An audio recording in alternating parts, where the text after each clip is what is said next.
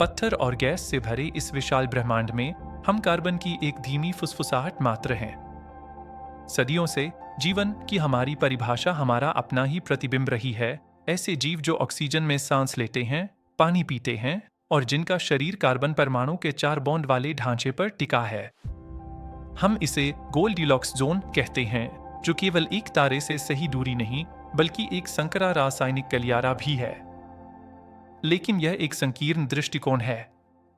एक कार्बन अहंकार एक ऐसे जीव के लिए जो किसी सुपर अर्थ के तरल मीथेन समुद्रों में या किसी गैस जायंट के बादलों में पैदा हुआ हो, हमारी यह दुनिया एक भट्टी की तरह लगेगी और हमारी केमिस्ट्री एक अराजक विस्फोट।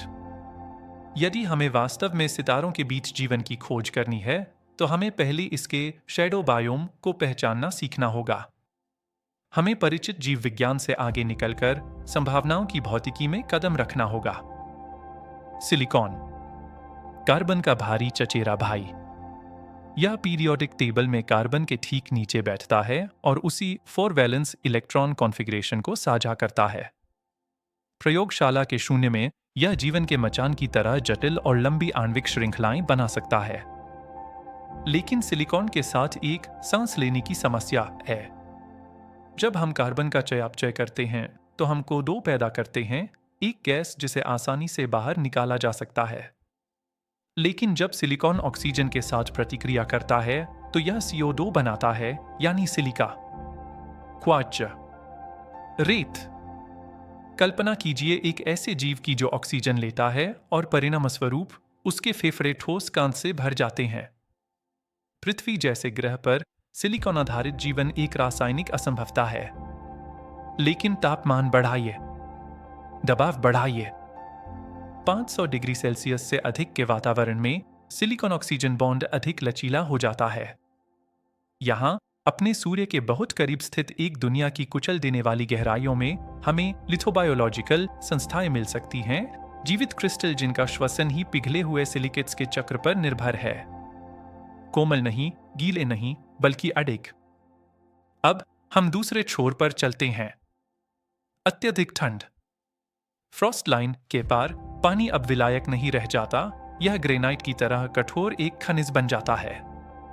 यहां टाइटन पर समुद्र तरल मीथेन और इथेन से बने हैं। -179 डिग्री सेल्सियस पर मेटाबॉलिज्म की परिभाषा ही बदल जाती है। इन क्रायोजेनिक गहराइयों में मानक फॉस्फोलिपिड बाइलेयर, जो पृथ्वी पर हर कोशिका की त्वचा है, कांच की तरह बिखर जाएगी। यदि यहां जीवन है तो वह एक अलग वास्तुकला का उपयोग करता है, एक्सोटोसोम। ये नाइट्रोजन, कार्बन और हाइड्रोजन से बनी सैद्धांतिक झिल्लियां हैं। इन्हें ऑक्सीजन की आवश्यकता नहीं होती। ये एक ऐसी दुनिया में पनपते हैं जहां एंथैल्पी ऑफ फॉर्मेशन इतनी कम होती है कि रासायनिक प्रतिक्रियाएं बेहद धीमी गति से होती है। टाइटन के एक जीव को एक विचार पूरा करने में 10,000 साल लग सकते हैं। उनके लिए हम गर्मी और विकिरण के एक धुंधले झोंके से ज्यादा कुछ नहीं होंगे, एक शांत जमी हुई दुनिया में थर्मल शोर की एक क्षणिक चमक। यदि पानी धूप से सराबोर दुनिया का विलायक है और मीथेन जमी हुई दुनिया का, तो अमोनिया एक महान सेतु है। अमोनिया -77 डिग्री सेल्सियस से -33 डिग्री सेल्सियस के तापमान के बीच तरल रहता है। यह एक शक्तिशाली विलायक है जो पानी की तरह ही कई कार्बनिक यौगिकों को घोलने में सक्षम है। लेकिन इसकी एक अनूठी विशेषता है, यह क्षार धातुओं को घोलकर अत्यधिक प्रवाहकीय गहरे नीले रंग का घोल बनाता है। एक उच्च दबाव वाली दुनिया में अमोनिया आधारित जैव रसायन आश्चर्यजनक रूप से कुशल होगा।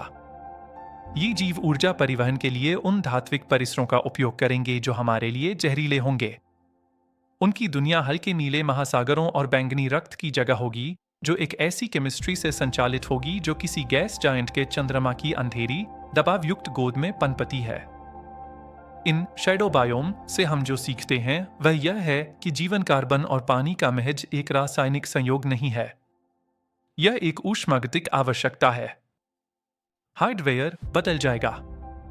आग में सिलिकॉन होगा, बर्फ में मीथेन और दबाव में अमोनिया। लेकिन सॉफ्टवेयर संगठित होने, प्रजनन करने और एंट्रोपी का विरोध करने की इच्छा एक सार्वभौमिक व्याकरण है। हम सितारों में खुद को ढूंढ रहे हैं, जबकि हमें पैटर्न ढूंढने चाहिए। जीवन किसी विशेष तत्व की तलाश नहीं करता। वह अंधेरे को रोकने का रास्ता खोजता है। वह सितारों की एंट्रोपी का विरोध करने का मार्ग खोजता है। ब्रह्मांड न केवल उससे कहीं अधिक विचित्र है जैसा हम सोचते हैं, बल्कि यह उससे भी कहीं अधिक विचित्र है जैसा हम सोच सकते हैं।